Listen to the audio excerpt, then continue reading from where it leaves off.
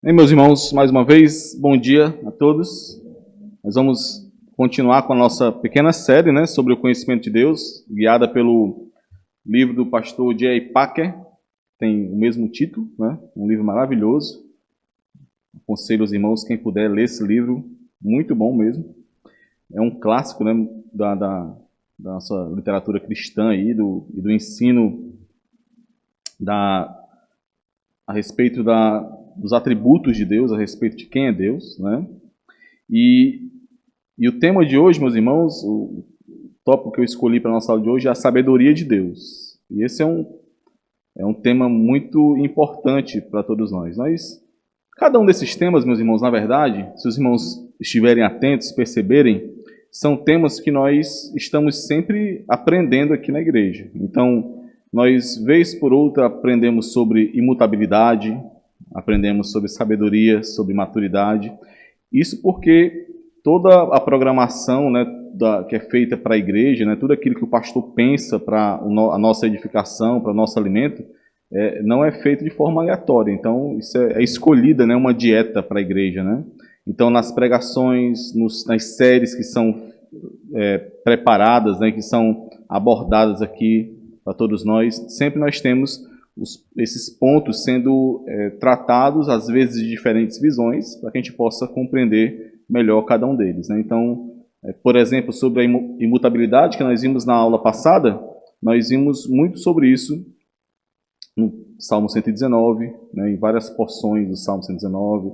Nós vimos sobre isso, inclusive, lá em Oséias, se os irmãos lembrarem, a imutabilidade de Deus sendo associada à sua fidelidade, a sua misericórdia ali com o povo. Então, esses pontos são sempre vistos por nós, e é importante nós sabermos disso, porque nós, como já foi dito aqui, o próprio pastor já falou, nós somos cobrados por aquilo que recebemos. Então, aquilo que nós recebemos da parte do Senhor, nós somos cobrados de aplicarmos em nossas vidas, porque caso contrário, nós não estaremos em crescimento, crescendo em maturidade, nós estaremos ali sendo, na verdade, uma âncora para a igreja, e nós precisamos nos atentar a isso. Os crentes, eles devem ser sábios. Essa é uma das demandas das Escrituras, e existem em várias porções nós temos isso sendo demandado aos crentes.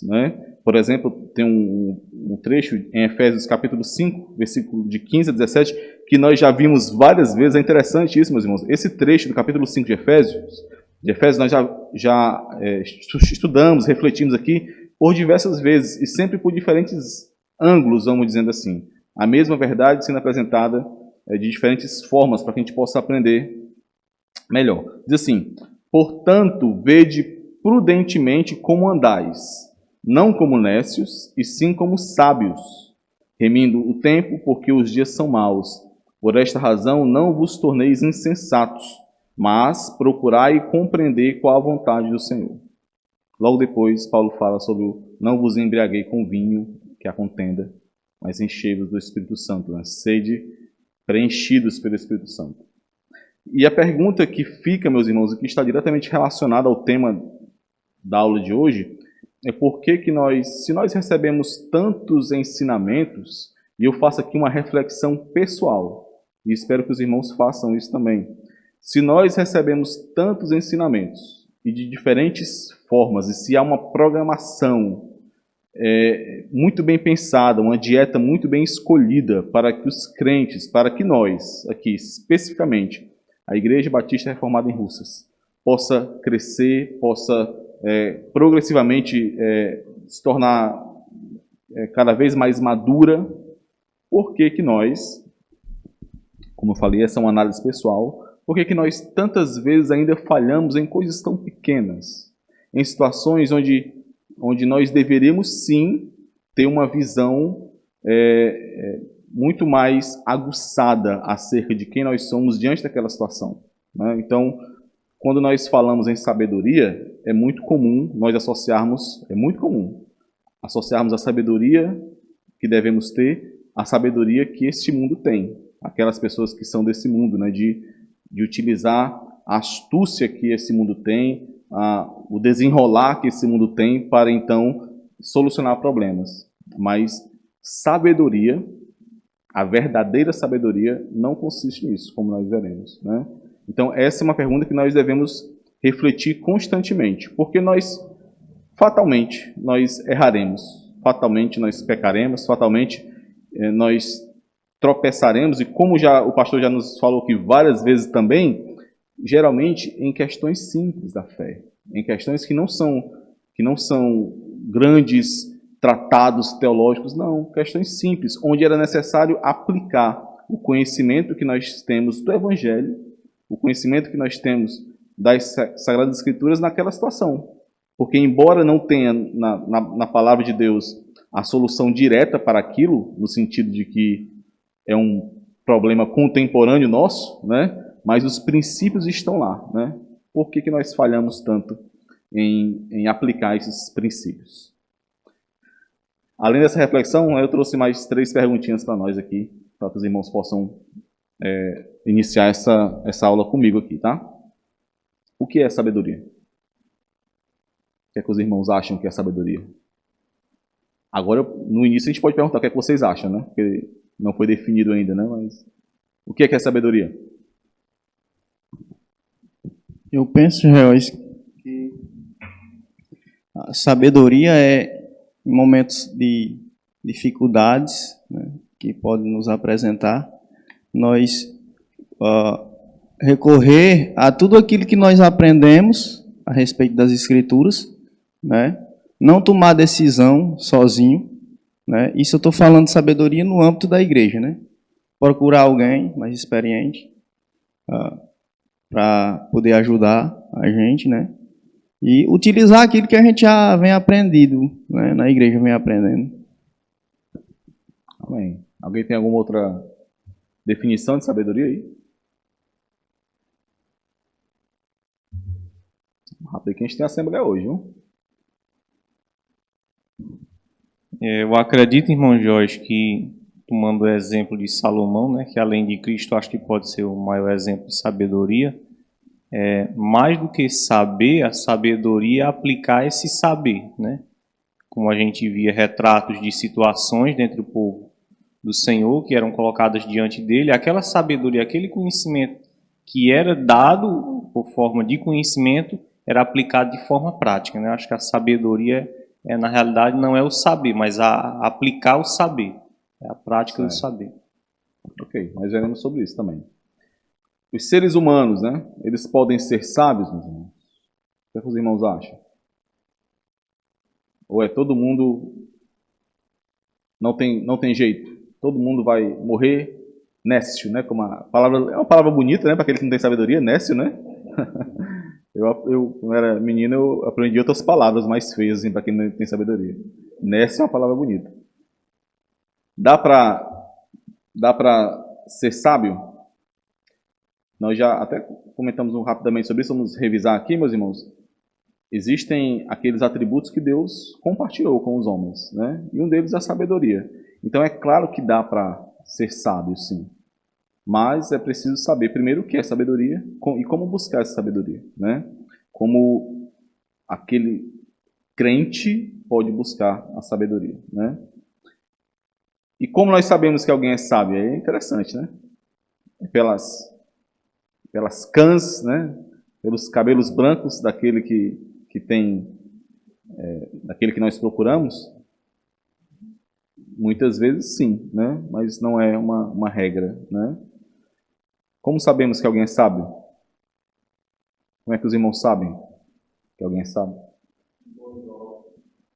Boas obras. Alguém mais? Tem alguma dica para me dar aí? Tá?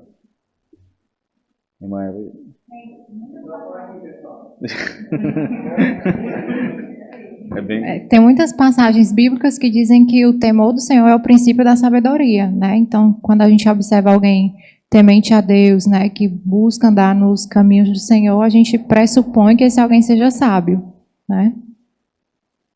Amém. Ok, nós vamos tentar refletir sobre cada uma dessas perguntas, né, ao longo dessa aula. Como os irmãos já sabem, já comentei, né, esse é o livro que nós estamos utilizando, E nessa aula, a grande parte da estrutura que nós teremos é do capítulo 10, né, que é a sabedoria de Deus e a nossa sabedoria, né? Capítulo 9, antes desse, fala especificamente da sabedoria de Deus. Eu peguei alguns pontos de lá. E o capítulo 20 trata de uma aplicação do ensinamento, daquele que busca ser ensinado. E aí eu peguei uma parte de lá também. Mas eu não quis, como foram porções pequenas, o grosso aqui, né, a grande parte dessa aula está no capítulo 10, caso alguém depois queira buscar algo, né? Então, hoje nós falaremos sobre sabedoria. E nós precisamos refletir, meus irmãos, como eu já comentei com os irmãos antes, que existem atributos de Deus, existem características de Deus que Deus nos revela que pertencem somente ao Senhor. Que alguns teólogos chamam, por exemplo, de atributos incomunicáveis, né? São atributos que apresentam ali a majestade de Deus, a transcendência de Deus, o fato de Deus ser Deus e nós sermos homens, o fato apresentam ali a distância, a imensa distância entre o ser de Deus e o nosso ser. São atributos que os homens não possuem. E existem aqueles atributos, como é o caso da sabedoria, que Deus comunica com os homens. E o fato de Deus comunicar esses atributos com os homens já nos dá o indício de que é demandado de nós que nós apresentemos esses atributos. Os irmãos concordam? Então, Deus não iria compartilhar esse atributo se Ele não demandasse de nós, se Ele não quisesse ver nos seus filhos este atributo. Então, à medida que nós estudamos os atributos, comunicáveis de Deus, né? Os atributos que nós sabemos que Ele compartilha com os santos, com seus filhos, com aqueles que receberam o Espírito Santo de Deus. À medida que nós estudamos tais atributos, nós precisamos ter em mente o tempo todo que nós estamos estudando aquele atributo porque nós sabemos que Deus demanda de nós que aquele atributo seja visto em nós. Então, nós, mais uma vez, eu vou reforçar isso, nós não estudamos por estudar. Nós não estudamos simplesmente para que conheçamos ali o que é sabedoria, para que quando alguém pergunte sobre sabedoria, a gente possa fazer aquela pose de sábio, né? E então, espremer um pouquinho os olhos e então dar uma resposta sábia, né? Não é isso. Deus demanda dos seus filhos também sobre sabedoria. Como eu comentei com os irmãos, né?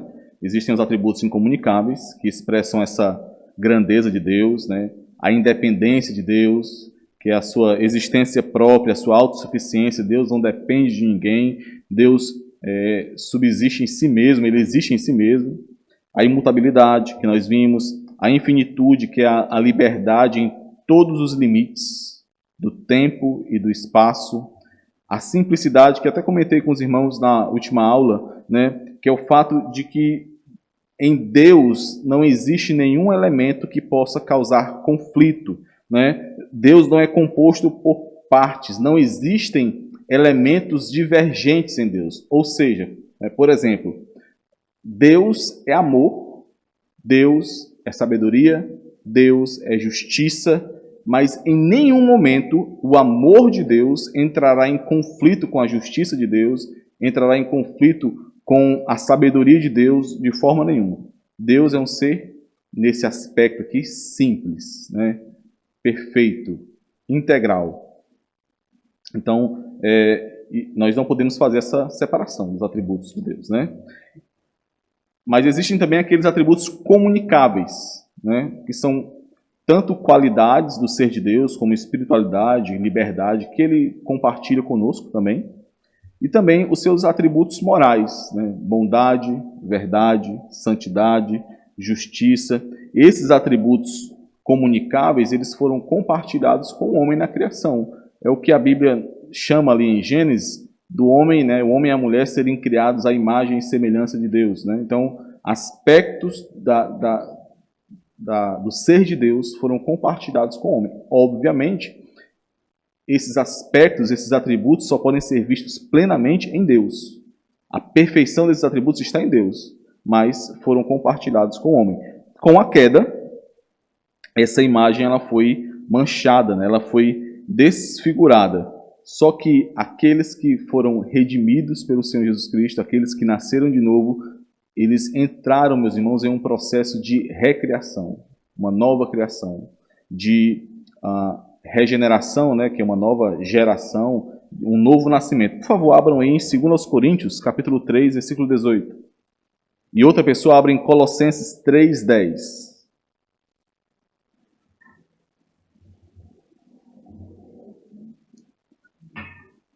Quem tiver achado pode ler. E todos nós, com o rosto desvendado, contemplando como por espelho a glória do Senhor, somos transformados de glória em glória, na sua própria imagem, como pelo Senhor. Então, Paulo está informando aí, está ensinando aos coríntios, né, ao povo de Corinto, que os crentes, eles estão sendo transformados de glória em glória até que cheguem à perfeição de Cristo. Um dia, como o apóstolo João diz lá na primeira epístola, esses crentes, ao verem a Cristo, serão como Cristo é. Então, esse processo de recriação, né, da imagem de Deus no homem, de redenção dessa imagem que foi manchada pela queda, ele está acontecendo, né? Colossenses 3:10.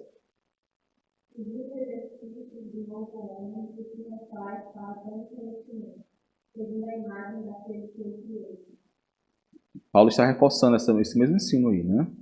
O homem está sendo refeito à imagem daquele que o criou. Não todo homem, o homem que nasceu de novo, o homem que está em Cristo. A sabedoria de Deus, meus irmãos, nós precisamos perceber isso, né, que embora nós possamos ser sábios, e Deus demanda de nós que nós sejamos sábios, porque Ele está recriando essa imagem em nós, Deus ele possui a sua sabedoria, ela é plena, né? A sabedoria de Deus é plena nele porque faz parte da sua essência. Deus é sabedoria. Como qualquer um dos seus atributos. Deus é amor, Deus é sabedoria, Deus é justiça, né? Deus é bondade. Então, a plena sabedoria está em Deus. Não há nada que Deus faça que não seja plenamente sábio, né? Jó, ele destaca muito bem isso no capítulo 9 e no capítulo 12. Jó 9:4, ele diz assim: Ele é sábio de coração e grande em poder. E nós veremos já essa característica muito associada entre sabedoria e poder de Deus. Jó também no capítulo 12, versículo 13, ele diz: Com Deus está a sabedoria e a força, ele tem conselho e entendimento. A sabedoria é a essência de Deus, como seus demais atributos. É muito mais que inteligência ou conhecimento, ou capacidade de prever as coisas, até porque Deus decreta todas as coisas. E nós não podemos jamais, meus irmãos, separar essa sabedoria ou buscar, de alguma forma, entender essa sabedoria sem pensar no propósito. Então, toda a sabedoria de Deus, ela tem um propósito, ela não é por si só, né? Tem um propósito, ela é aplicada a um propósito. E que é o que Jó estava falando aqui, ela jamais pode ser frustrada. Por quê? Porque diferente dos homens, a sabedoria de Deus, ela está associada a uma outra característica da sua essência, que é o poder dele. Então não há nada que Deus sabiamente tenha decretado que ele não possa cumprir, que ele não possa sustentar, né? Por favor, abram em Isaías 40, versículos 26 e 28. Aí quem lê o 26 e o 28 em seguida, tá? Levantai ao alto os olhos e vede. Quem criou estas coisas? Aquele que faz sair do seu exército de estrelas, todas bem contadas, nas quais ele chama pelo nome, por ser ele grande em força e forte em poder. Nenhuma só vem a faltar. Não sabe, não ouvistes que o eterno Deus, o Senhor, o Criador dos fins da terra, nem se cansa, nem se fatiga? Não se pode esquadrinhar o seu entendimento? Por ele ser grande em força, né, e forte em poder, como o versículo 26 nos diz, não se pode esquadrinhar o seu entendimento, como o versículo 28 nos diz. É interessante, meus irmãos, perceber isso. A sabedoria de Deus está sempre associada ao seu poder, né? Até porque sabedoria sem poder ou poder sem sabedoria seria algo desastroso, né? A frase do pastor Jair Parker, bem interessante, ele diz o seguinte: sabedoria sem poder seria patético, um junco quebrado. Ele dá até um exemplo de um conselheiro de um dos reis de Israel, que deu um conselho muito bom, acho que, não lembro agora, foi um dos, acho que não sei se foi o Absalão, que foi aconselhado a, quando Davi fugiu, ele ir atrás e matar logo Davi, e esse conselheiro deu esse ótimo conselho do ponto de vista para Absalão, né? Mas Absalão não seguiu, e aí esse conselheiro se matou, porque ele deu um conselho muito bom, que seria bom para o rei atual, né, que estava o déspota ali, e o rei não seguiu, logo ele se matou, porque ele saberia que consequências viriam para ele. Deus não tem esse problema. Deus é sábio e poderoso. Poder sem sabedoria seria igualmente assustador, mas em Deus, sabedoria sem limite e poder infinito estão unidos, e isso torna completamente digno de nossa mais plena confiança. O interessante, meus irmãos, de cada um dos ensinos que o pastor Jair Parker nos dá aqui no livro, às vezes ensinos teológicos bem profundos mesmo, ele sempre faz com uma aplicação direta para as nossas vidas, ele é bem devocional, então por isso esse livro é tão maravilhoso, né? E a nossa sabedoria, nós, como eu iniciei essa aula, nós facilmente falhamos em relação à sabedoria. Facilmente nós, e é impressionante, meus irmãos, como, quando eu falo nós aqui, claro, estou falando nosso grupo menor aqui de crentes. Nós, crentes, facilmente acabamos caindo, falhando por falta de sabedoria, em questões simples, né? Isso deve nos fazer refletir, isso nos deve buscar no Senhor por que isso acontece, né? A nossa sabedoria, ela primeiramente é dada pelo Senhor, né? É requerida de cada crente e é dada pelo Senhor. Eu já li esse texto de Efésios 5, 15 a 17, né? E o Senhor está sempre pronto para dar a quem o pede. Essa é uma das mensagens centrais de Provérbios. Lá em Provérbios, meus irmãos, nós temos uma exortação única em todo o livro, exortando todo aquele que lê a buscar a sabedoria. Então, no livro de Provérbios, a sabedoria é personificada, né? Ela grita, como nós lemos aqui na liturgia, clamando para que a busquem. Ela gera banquetes, ela oferece banquetes ali para que as pessoas possam se assentar e aprender dela. E a ideia aqui da personificação da sabedoria é para que, assim como a sabedoria está ali disposta a se oferecer aos homens que a buscam, nós temos ali o entendimento de que o Senhor, ele oferece sabedoria a todo aquele que busca. Por favor, alguém abra aí em Tiago 1:5, Provérbios 4:7. Não precisa abrir todos não, só 4:7.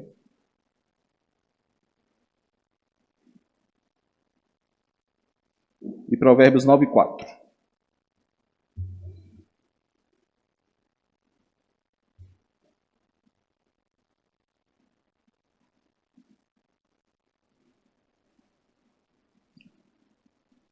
Pode ler, quem achou?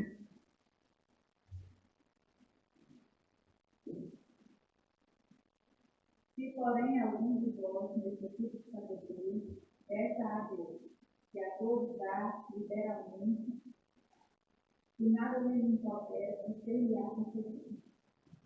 Interessante aí, Tiago, né? Nós já ouvimos também, é o livro de Provérbios aí, né? O livro de sabedoria do Novo Testamento, né? Tiago está aí prometendo, né? Claro, inspirado pelo Senhor, todo aquele que busca sabedoria, o Senhor dá. Pode ler Provérbios 4:7. O ciclo da sabedoria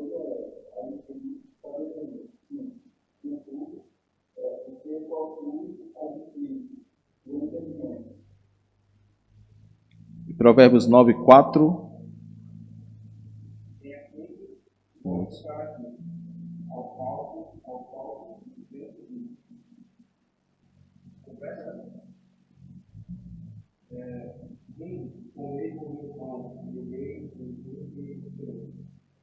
A sabedoria personificada e oferece esse banquete para que as pessoas sentem, tenham comunhão com ela, né? E então possam desfrutar dela, né? Então, a ênfase nesses textos, meus irmãos, em grande parte do livro de Provérbios, é dessa prontidão de Deus em dar sabedoria a todo aquele que busca. E essa ênfase é ilustrada pela prontidão da sabedoria que ali é personificada, que se oferece, né, a todos aqueles que a buscam.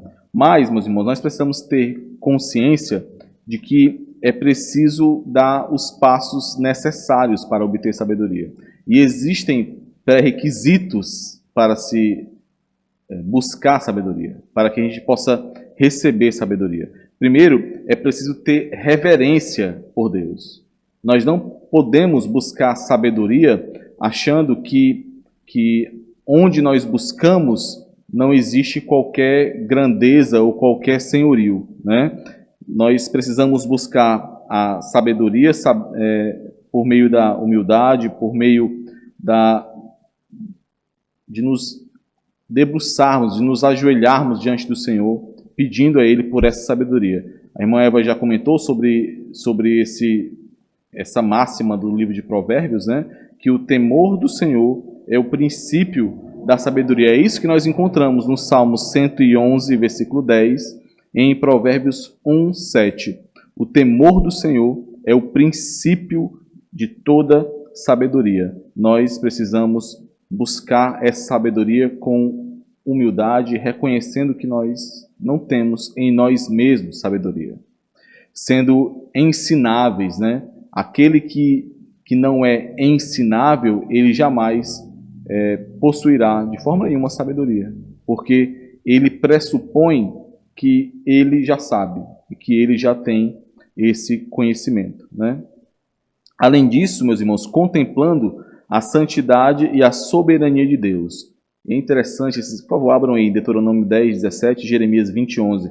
Aqui, meus irmãos, nós temos, no caso, Moisés e o profeta Jeremias, atestando ali o quanto ele se dobra diante de Deus. Eles usam esse termo, né? O terrível Deus, né? O Deus que eles tremem ao citá-lo, né? Por favor, leiam aí.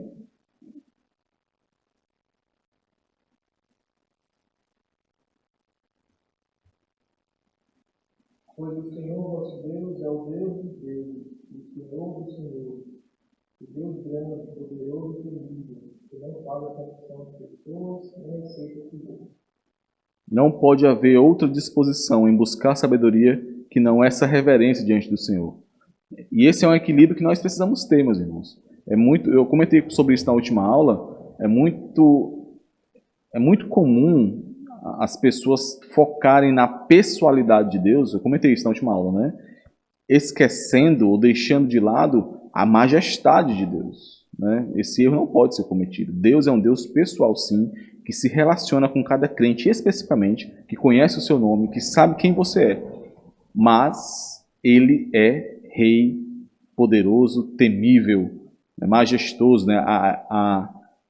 Aquela ilustração lá esqueci o livro agora, As Crônicas de Nárnia, né?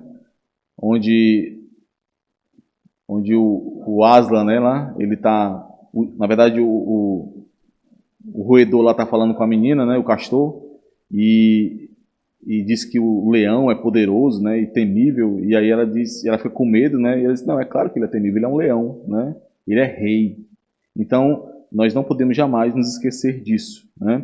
E outro ponto, meus irmãos, e esse é fantástico, e é impressionante o quão simples é, no sentido de que é algo que você não pode jamais dizer que você não entende o que está sendo ensinado aqui, mas que nós falhamos tanto também. É como a frase, eu estava assistindo novamente uma das pregações do pastor, e ele cita o pastor De Acaso, né, que é, desculpa, né, o pastor De Acaso, e ele, que é um grande estudioso, e é interessante, a conclusão de todo o tema que estava sendo discutido pelo pastor De Acaso é que não somente os fariseus são hipócritas. Uma frase muito simples, né? Mas que está carregada de grande ensinamento. Ou seja, nós temos que ter cuidado para que não pensemos, né, que nós não somos muitas vezes hipócritas, que nós não podemos cair em hipocrisia, né? Esse ensinamento é simples demais. É preciso aprender a receber a palavra de Deus. Para que coisa mais simples do que isso? Mas nós falhamos, nós caímos. Abra um favor no Salmo 119, versículos 98 e 99. Outro ponto que nós já refletimos aqui. O pastor já pregou esse texto, né?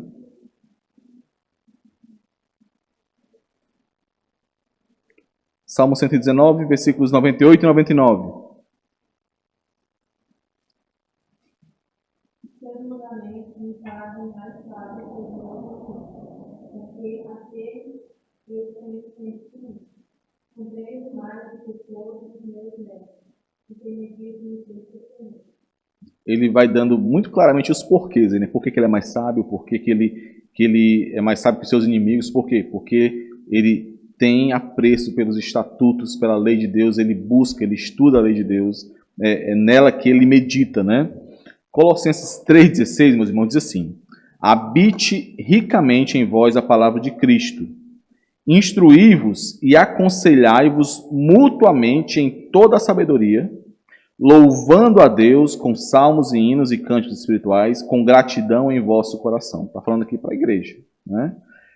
Habite ricamente em vós a palavra de Cristo, instruí-vos, aconselhai-vos mutuamente em toda a sabedoria. Como nós fazemos isso hoje, nos dias de hoje?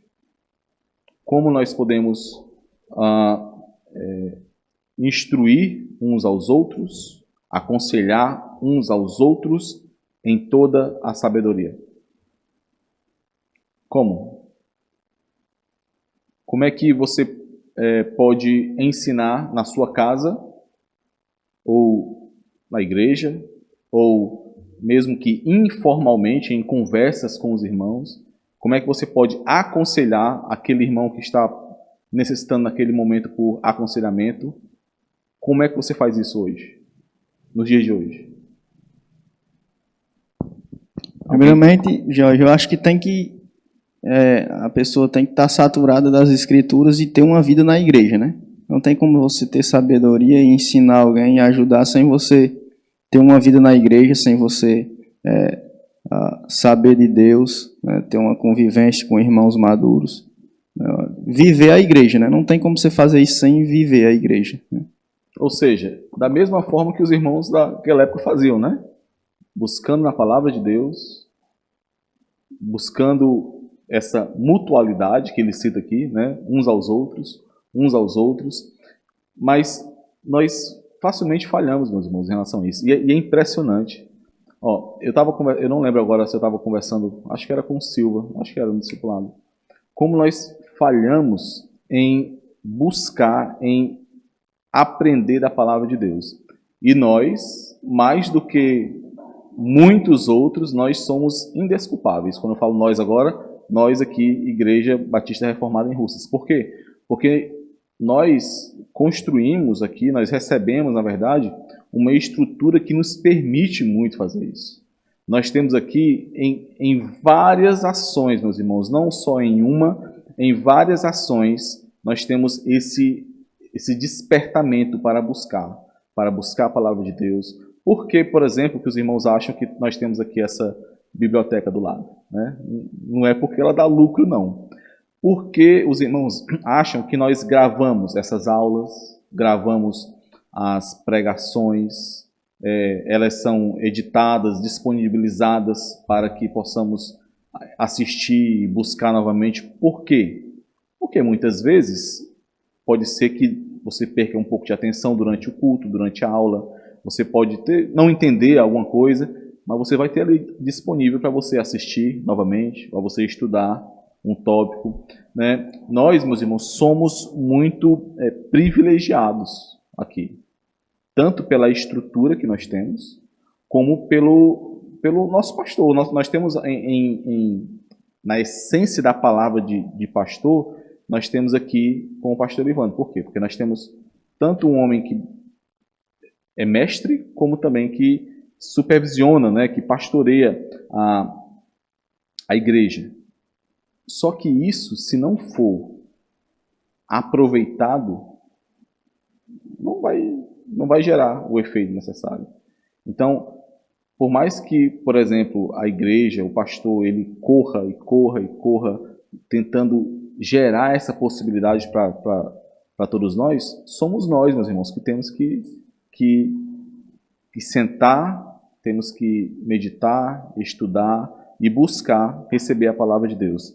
Outro ponto que eu estava percebendo, eu estava meditando nesse assunto específico, é como nós muitas vezes nos sabotamos até naquilo que é a nossa única fonte de alimento. Como assim? Por exemplo, quando nós temos aqui, nós já passamos, no ano passado nós passamos por algumas situações desse tipo, né, onde nós vimos uma certa sobrecarga no pastor, né? Então é como se nós tivéssemos o seguinte, meus irmãos, nós temos aqui disponível para nós, né, uma pessoa, né, um servo de Deus para estudar a palavra, que se empenha, que tem vigor para isso, e nós o utilizássemos, por exemplo, para trocar lâmpadas e organizar estruturas, né, onde o seu fim, o seu objetivo aqui é instruir a igreja, é pastorear a igreja. Nisso, nós sabotamos até aquilo que é a nossa única fonte principal, se nós não buscarmos revisar tudo e nos aplicarmos de forma direta. Vocês estão entendendo qual é o meu ponto aqui?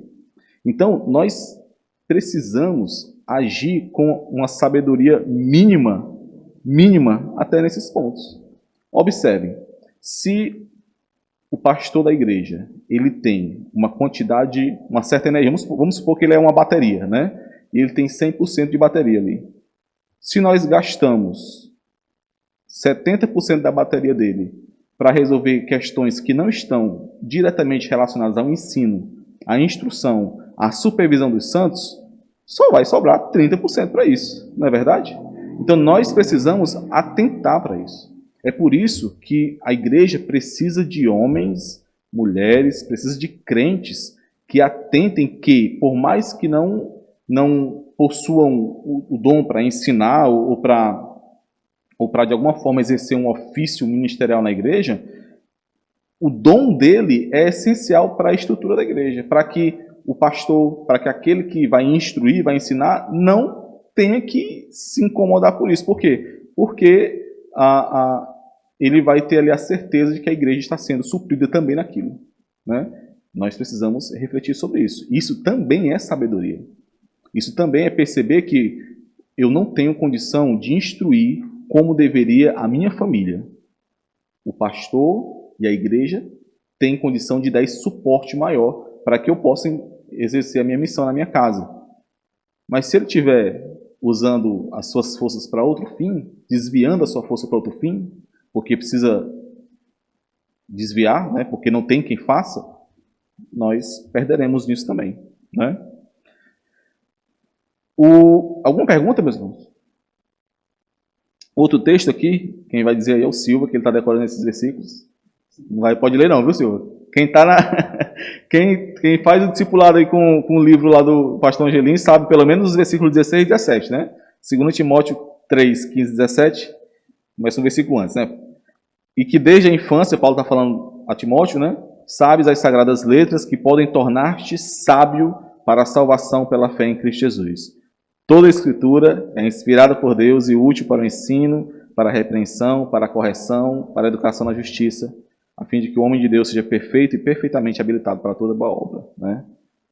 Muitos estavam falando mentalmente esse versículo agora, né? Porque não conseguem esquecê-lo. Isso é bom, viu, meus irmãos? Meus irmãos, nós precisamos entender, de uma vez por todas, que para que possamos ser sábios, para que possamos buscar sabedoria, nós precisamos buscar a palavra de Deus. Precisamos buscar entender a palavra de Deus e aplicar essa palavra nas nossas vidas. Não tem outro caminho, meus irmãos. A sabedoria, ela não virá como um raio de luz que irá atingir as nossas cabeças. Embora a sabedoria, ela virá por meio do estudo da palavra, iluminado pelo Santo Espírito de Deus que nos aplicará essa palavra.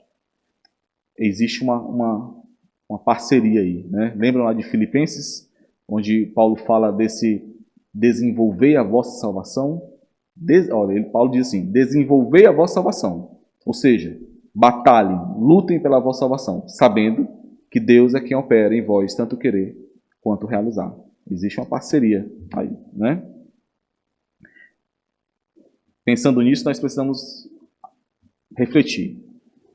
Quanto tempo... Essa é uma pergunta que... Eu vou ler a pergunta que o pastor Jair Parker faz, mas eu quero adaptar um pouquinho essa pergunta. O pastor Jair Parker diz assim, ó, quanto tempo faz que você não leu a Bíblia toda, né? É uma primeira pergunta que ele faz. Mas uma interessante que ele faz é assim. Você tem gasto tanto tempo com a Bíblia todos os dias como você gasta lendo o jornal? Eu vou mudar um pouco essa pergunta, né? Você gasta tanto tempo com a Bíblia todos os dias como você gasta utilizando o celular, por exemplo, né? Utilizando qualquer outro meio desse aí, né? Por que nós não gastamos, meus irmãos? Porque nós não vemos ali o valor que deveríamos ver, né? Ele dá exemplos aqui que eu não quis nem citar, porque quando a gente vai lendo esses exemplos, a gente parece que vai ficando menorzinho assim, né? Vou citar só um. Ele citou um pastor que ele lia toda a Bíblia a cada 3 meses. É um negócio que parece que você fica bem pequenininho, né? A nossa mente pecaminosa vai logo dizer assim, é pastor, né? Ele tinha que estar lendo mesmo 3 meses, 3 meses tem que estar lendo a Bíblia mesmo, mas não é por isso não, meus irmãos, é porque ele é a fome dele, era de ler as Escrituras, né? Era aquilo que ele via o valor ali de ler as Escrituras. Nós, enquanto nós não enxergarmos esse valor e eu vou dar alguns exemplos práticos aqui, meus irmãos, de lermos todo dia as Escrituras, e não só lermos, além de lermos, em outro momento meditarmos as Escrituras, separarmos, nem que seja ali meia hora para meditar, fora a leitura diária normal, né? De termos um tempo para assistirmos aquilo que nós já vimos aqui. Meus irmãos, os irmãos, eu não sei se alguém já fez isso, eu faço de vez em quando. Não tem comparação o quanto você aumenta, o quanto você vê a mais quando você assiste uma pregação que foi gravada aqui. Você começa a lembrar daquilo que o pastor ensinou e das aplicações que ele fez, e isso vai ficando cada vez mais claro, meus irmãos. Isso vai sedimentando ali em você. Então, nós perdemos muitas vezes isso, né? A possibilidade nós temos, está gravado. Alguém trabalhou para que aquilo ali tivesse sido gravado, editado e colocado ali no YouTube, e nós não desfrutamos disso, né? Como pode, né? Então, se nós lermos as Escrituras, se nós aproveitarmos essa estrutura que nos é dado, os livros que nós temos à disposição aqui, nós com certeza cresceremos em sabedoria. Não há dúvidas em relação a isso. E nós cresceremos em maturidade, seremos crentes mais aptos para toda boa obra, né? Inclusive nessa igreja aqui. Eu conversando com o Silvio da última vez que a gente se encontrou, eu dei esse testemunho para ele eu vou dar esse testemunho para os irmãos também. Pessoal meu, eu vivia durante muito tempo, não é porque a gente está com essa roupa aí não, viu? Eu vivia durante muito tempo, eu não estou conseguindo usar outra palavra que não seja essa que tem mais um viés mais pentecostal, mas eu vou usar. Muito atribulado, assim, sabe? Por conta da minha ansiedade em relação às atividades, de um perfeccionismo pecaminoso, né? E eu fiquei muito angustiado com isso. E aí, meus irmãos, eu tomei uma atitude muito simples, mas muito, como posso dizer assim, ela não falha de forma nenhuma. Eu disse, não, eu não falharei nisso. O que é? pode estar o mundo quebrando do lado de fora de casa. Pode ter o que for para ser feito durante um dia. Pode ser o que for, mas eu não inicio essas atividades sem antes fazer o meu devocional. Não inicio. Então, às vezes, eu abro aqui a minha Bíblia, né? Geralmente eu faço isso no Logos, porque tem ferramentas de estudo também. Então, eu abro aqui.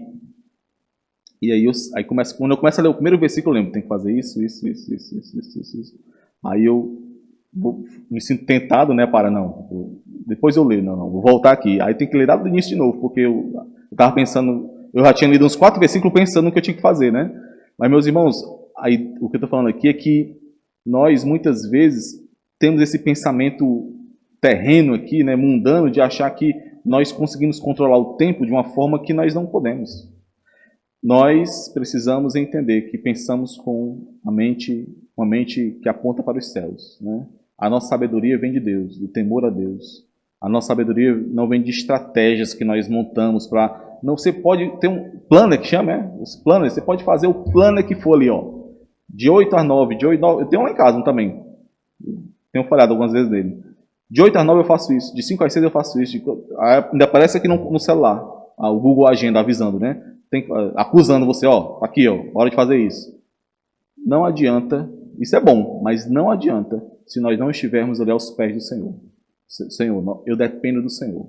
Não há outro que eu possa confiar. Eu dependo do Senhor. Sem o Senhor eu não conseguiria fazer. Eu tenho 20 atividades, 28, como a Claudinha usa muito 28. 28 atividades para fazer durante o dia. Mas sem o Senhor eu não conseguirei. Não importa eu não sou bom para fazer isso, né? Não importa. Então é isso, meus irmãos, não nos esqueçamos disso. O que não é sabedoria? Meus irmãos, qual é o efeito da sabedoria de Deus sobre uma pessoa? Essa é uma pergunta importante, porque às vezes a gente confunde o que é sabedoria. Qual é o efeito da sabedoria de Deus sobre uma pessoa? É ter todas as respostas? É conseguir enxergar tudo? É conseguir perceber? Os irmãos sabem quem é esse cidadão aqui? A imagem está um pouco ruim, né?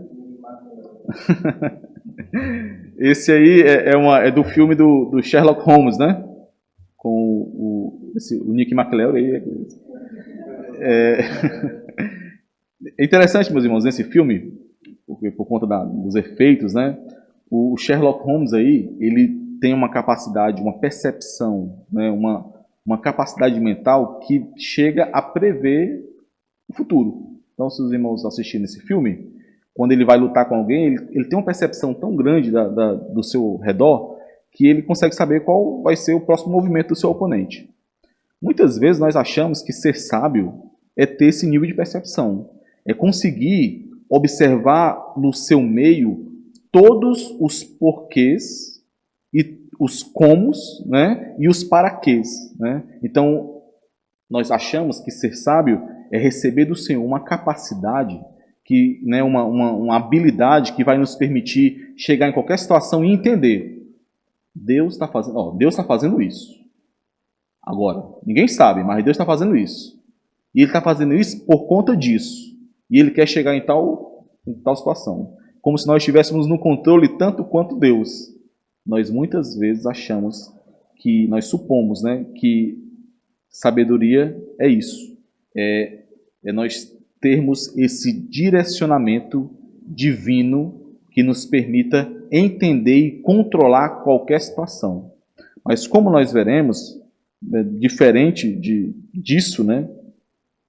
Na verdade, quando nós somos sábios, quando nós recebemos sabedoria do Senhor, sabedoria dos céus, nós vamos perceber que, muito diferente disso, a sabedoria, na verdade, vai nos revelar que nós não temos essa capacidade, que nós não podemos confiar no controle que nós possamos exercer ali, né?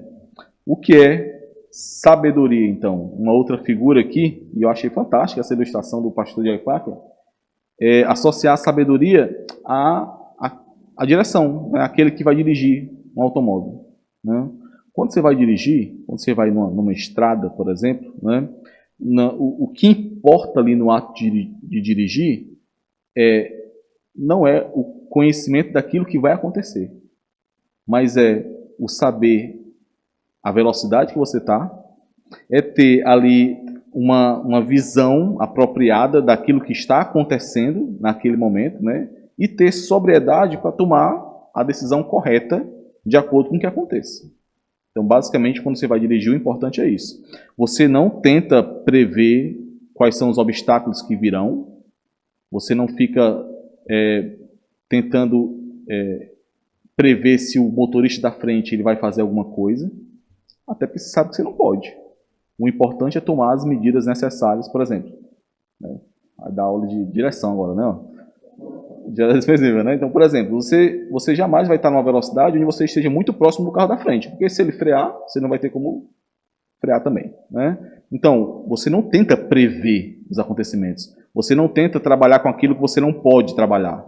Você só precisa saber a velocidade correta que você vai usar, ter uma visão apropriada do que está acontecendo, realista do que está acontecendo, e ter um julgamento sóbrio, né, para poder tomar essas atitudes. O efeito da sabedoria divina, meus irmãos, é muito semelhante ao que nós estamos vendo aqui nessa ilustração. É capacitar cada um de nós a fazermos exatamente isso nas situações do nosso cotidiano, né? Enxergarmos com uma visão realista aquilo que está acontecendo do ponto de vista bíblico, daquilo que nos é revelado por meio das Escrituras, e sabermos nos portar diante dessa situação com base na nossa dependência ao Senhor, sabendo que Ele é sábio, sabendo que o conhecimento vem dEle. Por conta da nossa série em Filipenses, eu falei por várias vezes sobre aquela palavra lá que determina, que fala sobre a disposição de mente de alguém, né? A sabedoria, meus irmãos, vai apresentar essa disposição de mente. Aquele que, acho que o irmão Leandro falou, né, está encharcado com a palavra de Deus. Aquele que está inundado pela palavra de Deus, que está buscando no Senhor, que depende do Senhor, que se dobra diante do Senhor, sabendo que é nele que confia. Ele estará mais apto a um momento desse, onde surge um obstáculo na vida, né, a agir dessa forma, a agir de forma a apresentar ali uma disposição de mente bíblica para solucionar aquilo, né? Existem vários exemplos que nós podemos perceber sobre isso, meus irmãos. Nós vimos, inclusive, no sábado passado, né, o livro da família, né? Nós vimos um pouco sobre essa cosmovisão, né, sobre a forma como as pessoas enxergam, né, as formas diferentes, né, como as pessoas enxergam o mundo, enxergam o que acontece. Então, para o crente e para o sábio, é exatamente enxergar com uma cosmovisão bíblica que vai evidenciar essa sabedoria, né?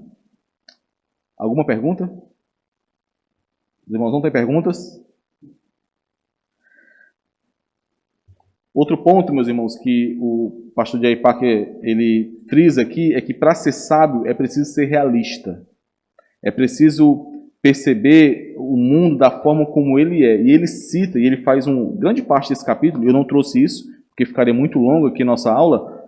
Grande parte desse capítulo é uma exposição em Eclesiastes, onde ele mostra, primeiro, que o pregador ali, né, de Eclesiastes, ele mostra a realidade do mundo, o mundo e suas vaidades, né? Ele não cria em sua mente um mundo de faz de contas, um mundo que caiba na sua mente, né, na sua perspectiva, mas ele apresenta primeiro o mundo como ele é, a realidade do mundo, e depois apresenta como viver nesse mundo de maneira sábia, que basicamente se resume: temer a Deus, buscar ao Senhor, confiar no Senhor e lembrar, e esse é interessante em Eclesiastes, lembrar que um dia esse Senhor julgará a todos. É interessante isso em Eclesiastes. Eclesiastes, o pregador, ele associa a sabedoria a essa lembrança de que eu preciso viver de maneira sábia hoje, e viver de maneira sábia é viver de maneira temente ao Senhor, de acordo com a vontade do Senhor, eu preciso viver de maneira sábia, porque um dia esse Senhor me cobrará sobre isso, julgará a cada um a respeito disso. É interessante essa conexão que ele faz. Então, aqui uma frase do pastor J. Packer, ó: para dirigir bem, você precisa manter seus olhos atentos para observar exatamente o que está à sua frente. Para viver sabiamente, você tem de ter uma visão clara e realista, e ele cita que às vezes até cruel, para enxergar a vida como ela realmente é. Então, às vezes, meus irmãos, isso acontece, eu acredito que acontece demais com os irmãos também. Às vezes, você está no seu lar, por exemplo, você consegue perceber que aquilo que está tentando ser demonstrado ali pelo seu cônjuge, pelo seu filho, não condiz com a realidade. Ali é uma maquiagem que está sendo feita para esconder pecados, para tentar desvirtuar o que está sendo evidenciado ali. E ser sábio é ir além dessas emoções que estão sendo demonstradas ali, é ser real, não quer dizer ser frio, mas é ser realista para que você possa agir de forma correta. Então, imagine, né? Vou dar um exemplo aqui da medicina, viu, irmão? Vocês vão me corrigir aí, né? Imagine, chega um paciente para o médico, né? O Dr. Robert, aí ele tá com... o irmão detecta lá, né? Faz o exame e vê que ele tá para morrer. Só que o cidadão lá não quer, de forma nenhuma, passar pelo procedimento que ele diz que tem que passar, porque senão ele vai morrer. Aí já pensou se o médico falasse, não, é mesmo, rapaz, o pobrezinho aí sofrer tanto nesse procedimento, né? É melhor deixar liberar ele. Disse, vá para casa, vá, meu, para casa, vá, né? Pronto. O que é que ele está fazendo? Está matando o pobre do ignorante lá, né? Então, nós precisamos ter essa percepção de realidade, meus irmãos. Nós precisamos ter a percepção de que é preciso ser realista com a situação para que possamos atuar de forma correta com a situação, né? Pode falar, irmão. Nisso daí, irmão Jorge, a gente pode entender a importância da gente congregar e estar sempre no âmbito da igreja, né? Porque com muita facilidade o nosso coração nos engana, né? E nós somos tentados a acreditar nele, né? Circunstância, conforto, né? E no âmbito da igreja a gente pode ser confrontado, ensinado, as escrituras compara como nós estamos lidando com a nossa vida, né? Isso mesmo. E numa situação como essa, imagine aí, né? Imagine que eu estou cometendo um erro que os irmãos começam a perceber que esse erro vai me levar à queda. Não tem pra onde correr. E aí chega um grupo de irmãos para mim, né? Se juntam aí, vão falar, vamos conversar com o irmão Jorge ali, que não tem condição não. E aí me fazem aquela exortação dura, né? Que está me confrontando ali, que está mostrando, que está me ferindo, porque eu não estou vendo. Se eu estivesse vendo, eu não precisava da conversa, né? Está me confrontando, está me ferindo, mas que é necessária. Que se, por algum motivo, né, por não querer se indispor comigo, por achar que eu posso depois não manter um mesmo relacionamento, da mesma forma com os irmãos, se de alguma forma isso impedir os irmãos estarão com o meu sangue nas mãos. Pode ter certeza. Essa é uma responsabilidade da igreja. Quando nós não fazemos, nós estamos pecando contra os nossos irmãos. É por isso que essa não é uma responsabilidade somente do pastor. Não pode.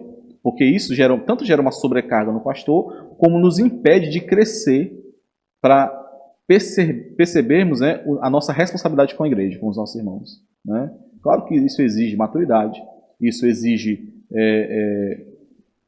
a Bíblia nos ensina como fazer isso, né? Não é de qualquer forma, mas nós precisamos saber da nossa responsabilidade quanto a isso. O fruto, estamos finalizando, meus irmãos. O fruto da sabedoria, né? A sabedoria, ela consiste, um resumo aqui, consiste em escolher os melhores meios para o melhor fim, né? E o que é sabedoria que o Senhor nos dá, né? Aqui um resumo do pastor J. Packer. Não é o compartilhamento de todo o conhecimento divino. Isso não é sabedoria. Mas uma disposição para confessar que Ele é sábio e de nos apegarmos a Ele e vivermos para Ele, à luz de sua... Parece um carioca agora, né? À luz de sua palavra em toda e qualquer circunstância. Isso é sabedoria. Não é compartilhamento de todo o conhecimento divino, é uma disposição de se dobrar diante dele, reconhecendo que Ele é sábio de nos apegarmos a Ele, de confiarmos nele, mesmo quando nós não enxergamos o propósito dele, e de vivermos para Ele à luz de Sua palavra, em toda e qualquer circunstância. O Novo Testamento nos diz que o fruto da sabedoria é a semelhança com Cristo. Ou seja, o fruto dessa sabedoria, o fruto de buscarmos ao Senhor, nos dobrarmos diante do Senhor com humildade, confiarmos no Senhor e buscarmos ao Senhor por meio da Sua palavra e vivermos essa palavra, é semelhança com Cristo. Por favor, abram em Tiago 3,17. Sabedoria, porém, lá do alto, é primeiramente pura, depois pacífica, indulgente, tratável, plena de misericórdia e de bons frutos, imparcial, sem fingimento. Esse é o fruto da sabedoria, né? À medida que o homem, à medida que a mulher se tornam mais sábios, eles estão sendo moldados em semelhança a Cristo, ao caráter de Cristo, à imagem do Criador em si, né? Como nós vimos no início. E isso, meus irmãos, pode encontrar uma expressão, né? Pode ser resumido em um espírito de fé, de confiança e uma vida de fidelidade.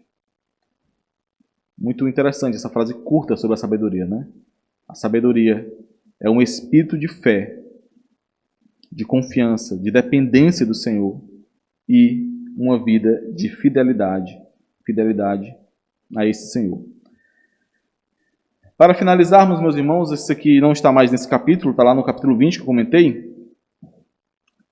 Ele cita lá 6 armadilhas, eu fiz um apanhado um pouquinho diferente, mas com a base no que o pastor cita lá.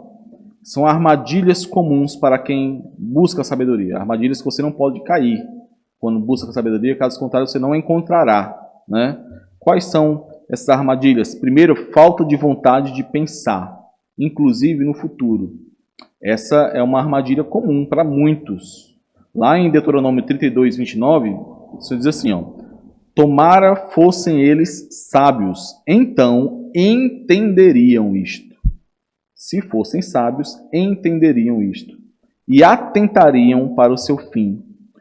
Muitas vezes, meus irmãos, nós achamos, e essa é uma das armadilhas grandes para aquele que quer viver de forma sábia, nós achamos que as nossas ações não têm consequências, nós não refletimos sobre os passos que nós daremos, principalmente consequência a longo prazo, né? É como o exemplo aí da... A gente não pode nem falar, eu vou ter que cortar isso na edição lá, né? O exemplo da vacina que o pessoal fala aí, né? Ah, vacina e tal, já foi testada e tal, beleza.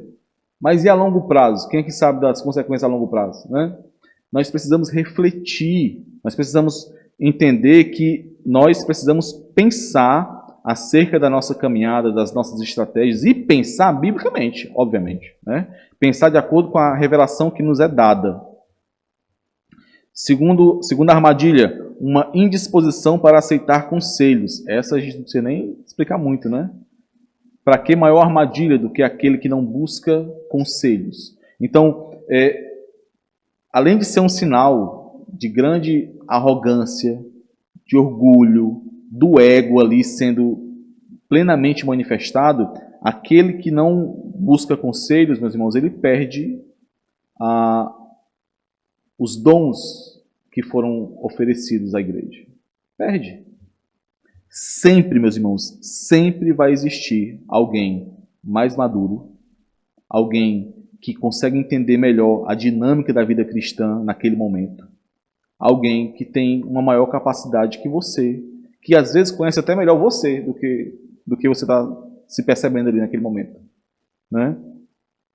Então, nós não podemos perder essa possibilidade. E perder essa possibilidade, por exemplo, no âmbito mais íntimo do nosso lar é ainda menos sábio, né? Por exemplo, a esposa que não quer se aconselhar com o marido e o marido que não quer se aconselhar com a esposa, né?